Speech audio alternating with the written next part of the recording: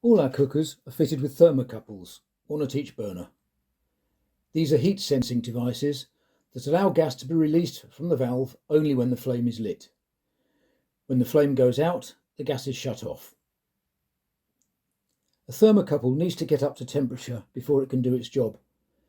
If the flame goes out after holding in the knob for up to 20 seconds, the thermocouple may need to be replaced, but you should first make these simple, zero-cost checks and fixes. First, try lighting the burner without the knob in place. Remove the knob, then light it in the usual way, remembering to hold it in for up to 20 seconds to heat the thermocouple.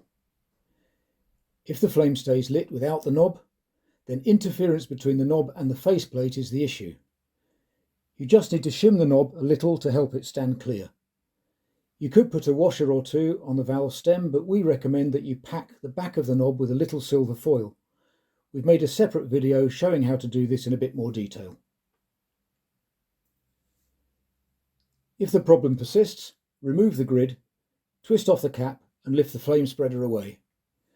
Give the thermocouple a wobble to make sure it isn't loose. If it is loose, you'll need to tighten it from underneath. Give the tip a good wipe over to remove any carbon and put the burner back together. To fit the cap, line up the notches underneath with the studs on the flame spreader and give it a quarter turn. Then test it again.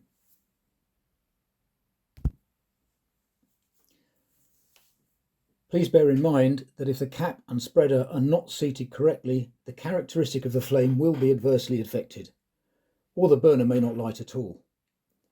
The same applies if any of the burner parts have deteriorated or have been damaged, in which case they should be replaced.